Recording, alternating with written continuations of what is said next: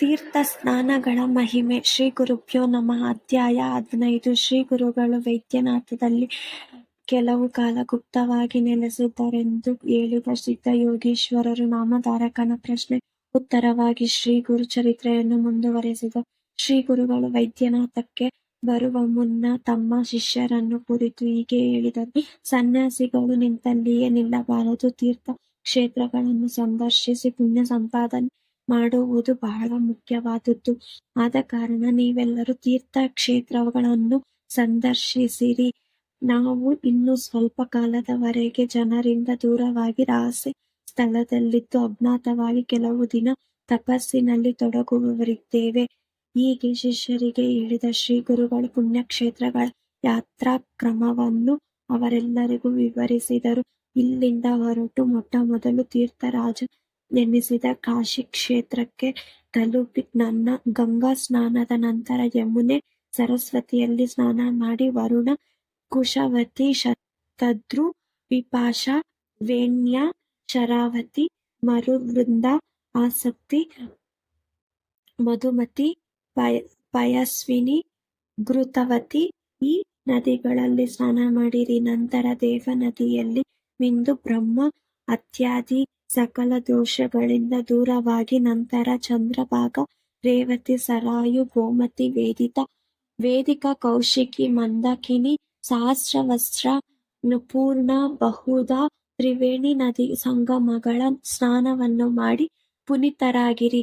ಅನಂತರ ಸೇತು ಬಂಧ, ರಾಮೇಶ್ವರ, ಶ್ರೀರಂಗ, ಅನಂತ ಶಯನ, ಪುರುಷೋತ್ತಮ, ನೈಮಿಷಾರಣ್ಯ, ಪುಷ್ಕರ, ವೈರೋಚನಿ ತೀರ್ಥಗಳಲ್ಲಿ ಮಿಂದು ಧನ್ಯರಾಗಿರಿ. ತದನಂತರ ಬದರಿನಾರಾಯಣ, ನಂದಿ, ಕುರುಕ್ಷೇತ್ರಗಳಲ್ಲಿ ತೀರ್ಥ ಸ್ನಾನ ಮಾಡಿರಿ. ಶ್ರೀಶೈಲಕ್ಕೆ ಹೊರಟು ಅಲ್ಲಿನ ಮಹಾಲಯಗಳಲ್ಲಿನ ತೀರ್ಥದಲ್ಲಿ ಪಿತೃತರ್ಪಣ ನೀಡಿದಲ್ಲಿ ನಿಮ್ಮ 42 ಜನ್ಮಗಳು ಉದ್ಧಾರವಾಗುವುದು. ಕೇದಾರ, ಪುಷ್ಕರ, ಕೋಟಿ, ನರ್ಮದಾ, ಜನ್ಮಕೇಶ್ವರ, ಕುಬ್ಜ ತೀರ್ಥ, ಕೊಕ್ಕಮುಖಿ ತೀರ್ಥ, ವಿಜಯ ತೀರ್ಥ, ಪ್ರಸಾದ ತೀರ್ಥ, ಚಂದ್ರ ನದಿ, ಗೋಕರ್ಣ, ಶಂಕರ್ಣದಲ್ಲಿ ಸ್ನಾನ ಮಾಡಿದ್ದಲ್ಲಿ ಅತಿ ಪುಣ್ಯದಾಯಕ. ಅಯೋಧ್ಯ, ಮಥುರಾ, ಕಾಂಚೀಪುರ, ಪುರಿ, ದ್ವಾರವತಿ, ಗಯಾ, ಗೋದಾವರಿ ತೀರ್ಥ, ಶಾಲಿಗ್ರಾಮ ತೀರ್ಥ, ಶಂಬಲಗ್ರಾಮಗಳ ದರ್ಶನವು ಮುಕ್ತಿ ನೀಡುವುವು. ಎಡದಿಂದ ಬಲಕ್ಕೆ ಮತ್ತು ಬಲದಿಂದ ಎಡಕ್ಕೆ 3 ಬಾರಿ ಈ ಯಾತ್ರೆಯನ್ನು ಮುಗಿಸಬೇಕು. ಪ್ರಯಾಗಕ್ಕೆ ಸಮನಾದ ಭೀಮೇಶ್ವರ ತೀರ್ಥ, ವಂಚರ ಸಂಗಮ ತೀರ್ಥಗಳಲ್ಲಿ ಮಿಂದು ಕುಶತೀರ್ಥದಲ್ಲಿ ತರ್ಪಣವನ್ನು ನೀಡಬೇಕು. ಗೋದಾವರಿ ಸಮುದ್ರ ಸಂಗಮಕ್ಕೆ ಬಂದು ತುಂಗಭದ್ರಾ ತೀರದ ಹರಿಹರ ಕ್ಷೇತ್ರ, ಭೀಮಾರತಿ ನದಿ, ಮಾತೃಲಿಂಗ ಕ್ಷೇತ್ರಗಳ ಸದರ್ಶನ ಮಾಡಿರಿ. ಬಾಹುಧಾನ್ಯ ಸಂವತ್ಸರಕ್ಕೆ ಸರಿಯಾಗಿ ಶ್ರೀಶೈಲ ಕ್ಷೇತ್ರಕ್ಕೆ ನೀವು ಬನ್ನಿರಿ. ನಾನು ನಿಮಗೆ ಅಲ್ಲಿ ಕಾಣಿಸಿಕೊಳ್ಳುವೆನು. ಕ್ಷೇತ್ರವನ್ನು ಸಂದರ್ಶಿಸಿ ಗಾಣಗಾಪುರ ಕ್ಷೇತ್ರಕ್ಕೆ ಬನ್ನಿರಿ. ಗಂಧರ್ವ ಭುವನ ಕ್ಷೇತ್ರ ಮಹಿಮೆ. ಭೀಮಾ ಅಮರಾಜ ಸಂಗಮದಲ್ಲಿರುವ ಪುಣ್ಯ ಕ್ಷೇತ್ರವೇ ದತ್ತಾತ್ರೇಯ ಕ್ಷೇತ್ರವಾದ ಗಾಣಗಾಪುರವಾಗಿದೆ. ಅಲ್ಲಿ ಪುರಾತನವಾದ ಅಶ್ವತ್ಥ ವೃಕ್ಷವಿದೆ. ಎದುರಿನಲ್ಲಿ ನೃಸಿಂಹ ತೀರ್ಥ, ಪೂರ್ವಕ್ಕೆ ರುದ್ರಪಾದ ಹಾಗೂ ಪಾಪವಿನಾಶಿ ತೀರ್ಥ, ಮುಂದೆ ವರುಣ ತೀರ್ಥಗಳಿವೆ. ಕೋಟಿ ತೀರ್ಥ, ಚಕ್ರ ತೀರ್ಥ, ವಿನಾಯಕ ತೀರ್ಥ ಹಾಗೂ ಕೇಶವ ತೀರ್ಥಗಳು ಪರಮ ಪವಿತ್ರವಾದವುಗಳು. ಈ ಕ್ಷೇತ್ರವನ್ನು ಪುರಾಣ ಕಾಲದಲ್ಲಿ ಗಂಧರ್ವ ಭುವನ ಎಂದು ಕರೆಯಲಾಗಿತ್ತು. ಈ ಸಿದ್ಧಭೂಮಿಯ ಸಮೀಪದಲ್ಲಿ ಕಾಸಿನಿ ಸಂಗಮ, ಭೀಮಾ, ಅನಂತ ತೀರ್ಥ, ತುಂಗಭದ್ರಾ, ವರದಾ, ಮಾಲಪಹರಿ, ಸಿವೃತ್ತಿ ಸಂಗಮಗಳು ಮಹಾಪಾಪನಾಶವಾದವೇ.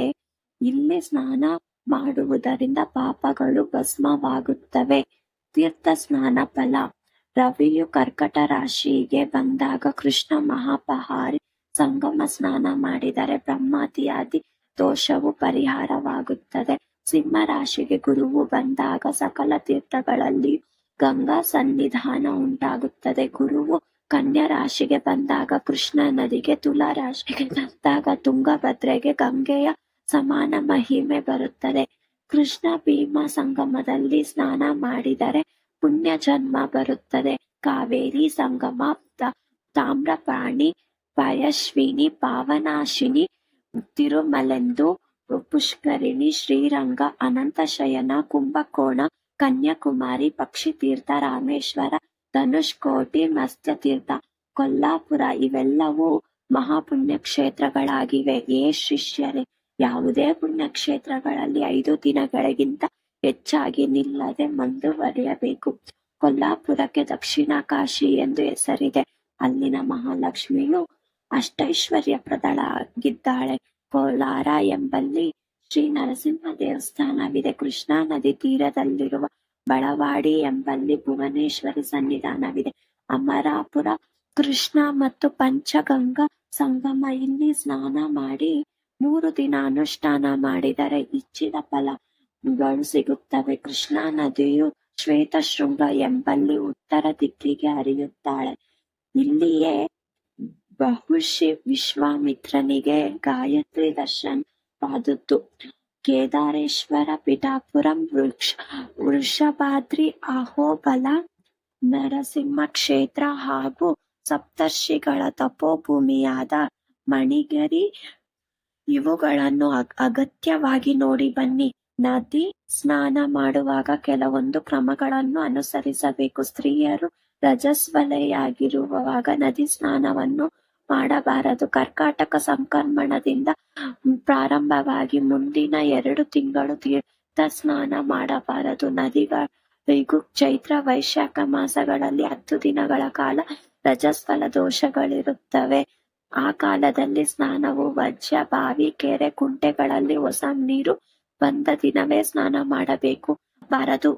ಶ್ರೀ ಗುರುಗಳು ಹೀಗೆಯೇ ತಮ್ಮ ಪ್ರಿಯ ಶಿಷ್ಯರಿಗೆ ತೀರ್ಥ ಸ್ನಾನಗಳ ಪುಣ್ಯ ಫಲವನ್ನು ರೂಪಿಸಿ ಅವರನ್ನು ತೀರ್ಥಯಾತ್ರೆಗೆ ಕಳುಹಿಸಿಕೊಟ್ಟು ವೈದ್ಯನಾಥ ಕ್ಷೇತ್ರದಲ್ಲಿಯೇ ಕೆಲವು ದಿನ ಗೋಪ್ಯವಾಗಿ ವಾಸ ಮಾಡಿದರು. ಅವರ ಸೇವೆಗೆ ನಾನು ಮಾತ್ರ ಅಲ್ಲಿಯೇ ಉಳಿದೆ ಎಂದು ಸಿದ್ಧಯೋಗೀಶ್ವರರು ನಾಮಧಾರಕನಿಗೆ ಹೇಳಿದರು.